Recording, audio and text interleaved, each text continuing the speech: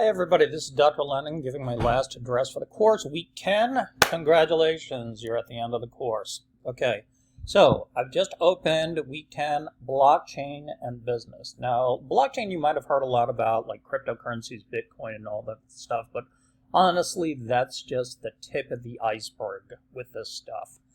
It was originally formulated, this concept, by a paper written by some anonymous person named Satoshi Nakamoto.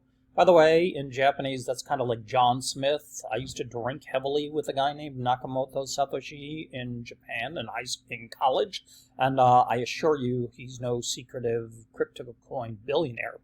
But in any case, this paper was designed to create this system of online payments that was, the key thing was decentralized. And there's a great way of explaining that on this one right here. What is blockchain technology? Think of a bunch of spreadsheets all connected together.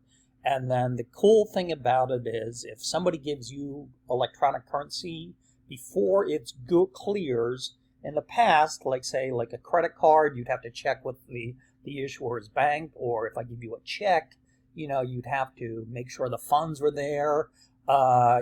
This thing is decentralized, and the way it does it, in essence, is it checks every single place it was previously spent. The biggest analogy that people get is, I like to do an auditory and a visual analogy. Visual analogy is like a office intra-office memo, or I should say envelope. You know how you get like a whole list of signatures on it? And by the time it gets to you, you can see everywhere else this envelope has been. That's what these blockchain systems do.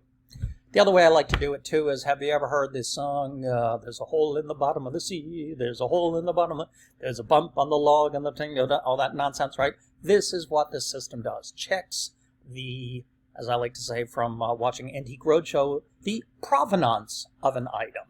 So what you'll then watch is like some introductions of like the Power Food Trust Network, and more about the Farm to Fork IBM Food Trust Network. Basically, there's a guy I know, he's the head of food safety at Walmart, and they can literally scan a mango in Walmart and now within 22 seconds know exactly where it came from. Now, why is that valuable?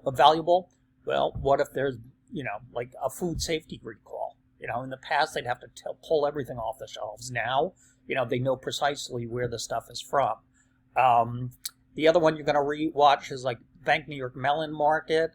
Banking is the same way. They have this thing called Know Your Customer. They want to know, it's like, okay, are they a gangster? They want to know precisely where the money comes. Despite what governments will tell you, they love the concept of this blockchain-based currency, because think about the tax ramifications. If they could show every single place where you earned the money and where you spent the money, etc. I mean, do you have like a flexible spending account, anybody? It is a pain in the neck to use. You have to provide receipts all the time. Not anymore if you had something like this. All right, this is just basically giving you a flavor for this stuff. I just want you to kind of get excited about it. And the discussion questions for it are fairly straightforward. Let me go to, sorry, I have to switch back. I didn't open that up.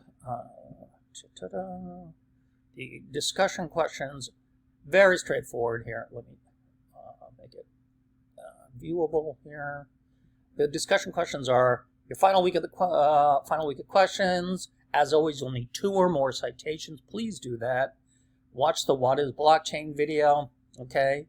Based on the analogy of spreadsheets, connection but not located. What's the benefit of having decentralized record keeping? Here's a hint, 9/11. Watch the ones about the Food Trust Network. Watch ones about the bank.